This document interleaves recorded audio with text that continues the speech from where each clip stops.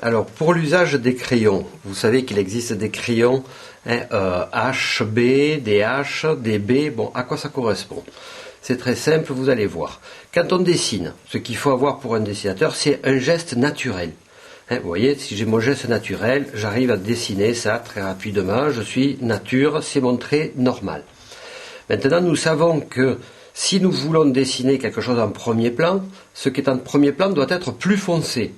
Donc si je garde le même crayon, il va me falloir appuyer comme ça pour donner l'effet de foncé. Mais alors là, en appuyant, je n'ai plus mon geste naturel. Évidemment, ça me gêne pour dessiner. Il en est de même si je veux faire l'arrière-plan, le lointain, qui lui doit être plus clair. Là, il me faut retenir la pression et là aussi, je perds le naturel de mon geste. Alors, pour remédier à ça, pour ceux qui veulent faire du dessin au crayon, il y a plusieurs crayons possibles. Nous avons le crayon HB, c'est le milieu, c'est l'intermédiaire. Avec le crayon HB, nous pouvons dessiner normalement. Voilà, là j'ai mon geste naturel, ça va très vite, je suis très à l'aise. Si je veux faire le premier plan, au lieu d'appuyer, de garder le même crayon et d'appuyer, je vais changer de crayon. Et je prends un crayon B. Alors il y a du B1, B2, B3. Là j'ai un 8B. C'est un crayon très gras, très sombre.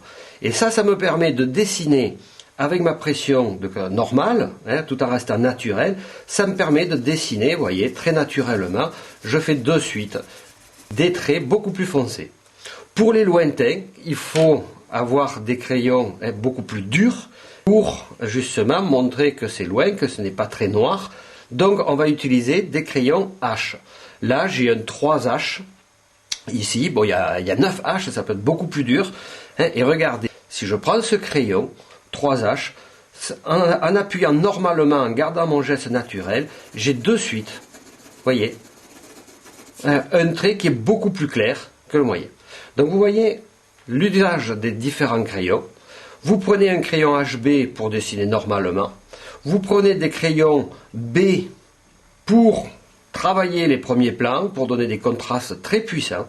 Et vous prenez des crayons H pour travailler les lointains, des valeurs très... regardez, si je colorie avec un H, ça va me donner ça. Si je colorie avec un crayon B, là un 8B, de façon naturelle, voilà ce que ça me donne.